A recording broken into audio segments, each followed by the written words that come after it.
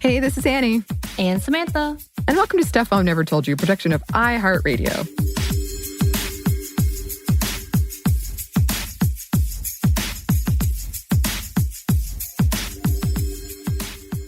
Oh, the big question. Oh, yeah. Do it. I like how you're like bored of this now. No. Let's just do a simple, how is your quarantine going? How is my quarantine going? It is okay.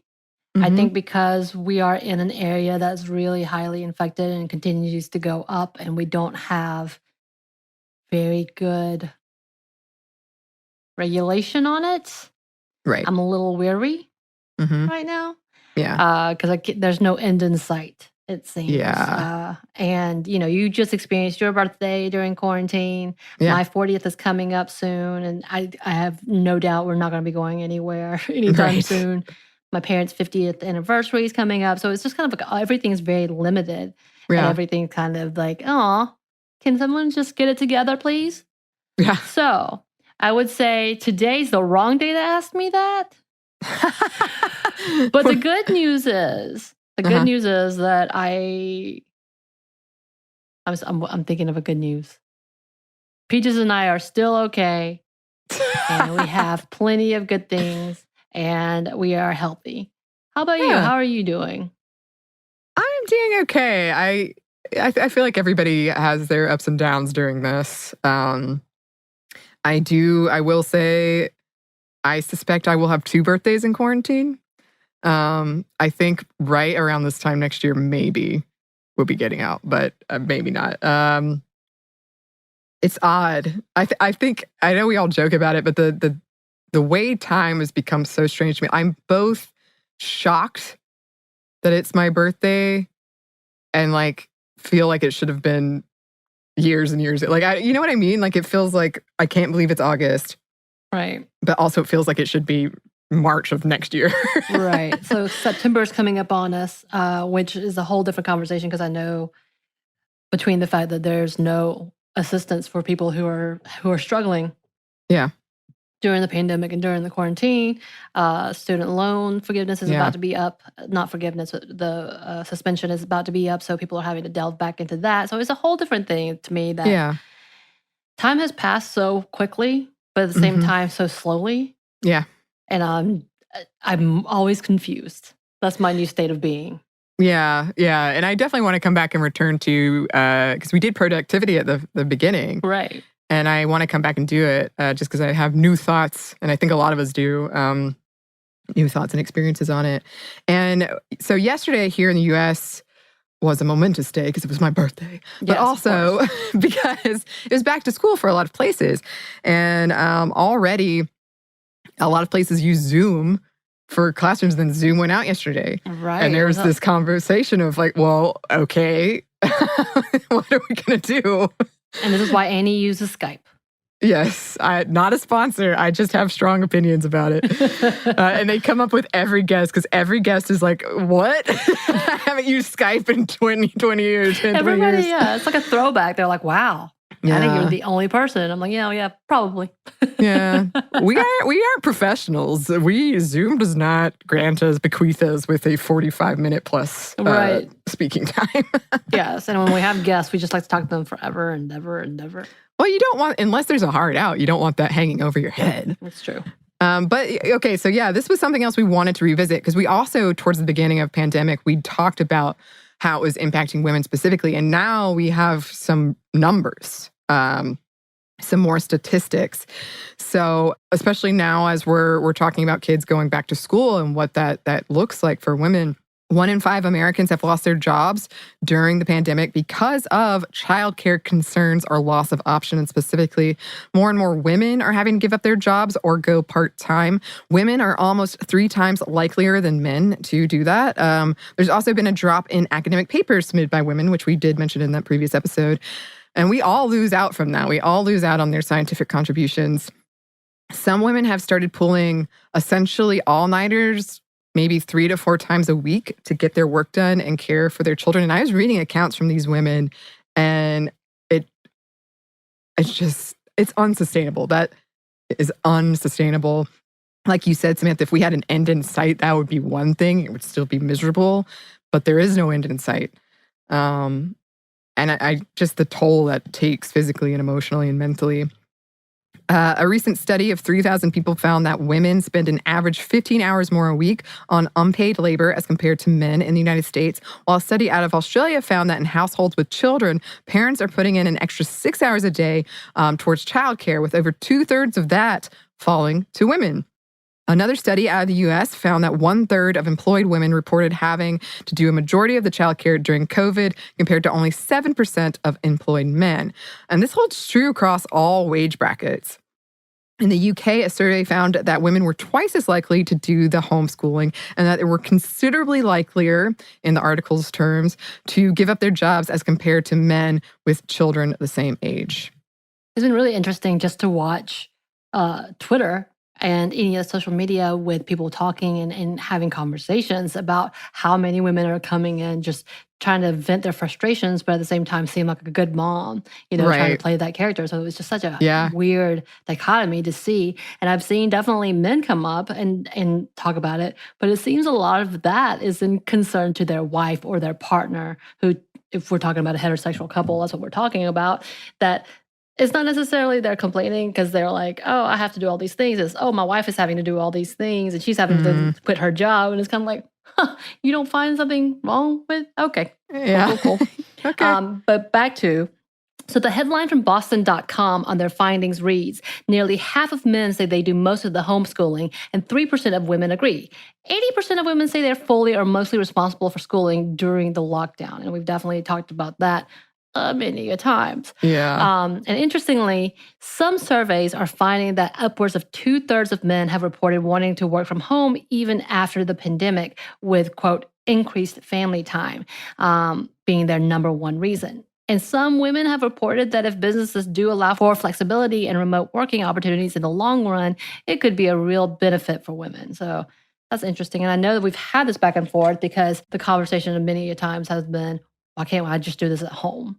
Yeah. And that's kind of like, well, we've proven you can. Yeah. Yep. And that's one of the things I love about our job, Samantha, is that flexibility. So important to me, and I don't have children. Right. I don't really have any responsibility other than making sure I'm caring for myself. That's a responsibility. It is. It is. But yeah, that's one of the, if we're trying to silver lining it, that's what a lot of people are saying. Also, interestingly, apparently there's been, I guess, sort of similar to what you're saying, Samantha, there's been an argument lobbed at women, mothers, that's basically like, you should be enjoying the quality time with your kid or something is wrong with you, aka you should want to stay home, you should stay home with the kids and you should like it. Right. Which I hadn't, again, I don't have children. This doesn't surprise me when I read it, but I hadn't really thought. I mean, this is a whole new form of mom shaming, which you and I have talked about as coming back to an episode soon about what is this level of need to be the perfect mother. Not even like, and then what does that mean? It's a completely different notion to what being a perfect father is. And then having a pandemic where you're also responsible in there all the day entertainment / education. Yeah. No, it's definitely mom shaming just to the nth degree. I also did read it from a lot of these surveys. They cited, I can't remember the survey, but there's been a couple of studies that have shown that women consistently underreport the amount of work they do and men consistently overreport it. And there's sort of this mismatch. Mm-hmm. And I mean, we've talked about that all the time, that, if a mom is a little frazzled one day and says, I need just 15 minutes in the closet, she's a bad mom. But if a dad is like, oh, today I sat with my child for 15 minutes, like, wow, look what a good dad. And I do think that's changing. And I do find that survey, that report that 2/3 of men say they would like to spend more time at home, working at home for family time, I find very fascinating. Mm-hmm. So we'll see how that plays out. Also, part of this conversation, despite being afraid for the safety of their kids and themselves, some women don't have a choice but to send their kids back to school. They have to work, and it's impossible to work from home for one reason or another. And I think something we've brought up, lack of internet and how big of a problem that is, but also just supplies in general. If you're fortunate enough to have a little bit of leeway in your budget and you could just go and get, markers or whatever that might be, but not everyone has that. And it's the same thing with, especially when we look at essential workers, don't we look at it as we have a conversation about essential workers or domestic workers?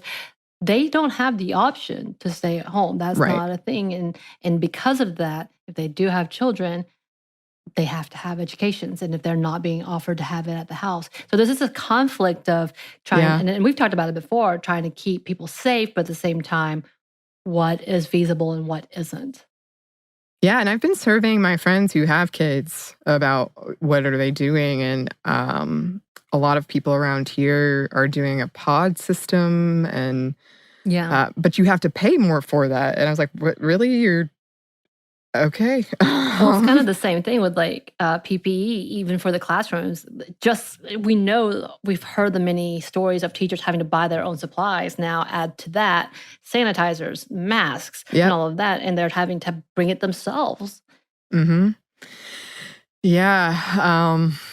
And these are just tough conversations. And since we don't have an end in sight, and since a lot of these things are ending, the stress is just going to compound. So I'm sure we'll be revisiting this again soon. Something else I found that I wanted to mention that we'll definitely be revisiting probably when there are more numbers.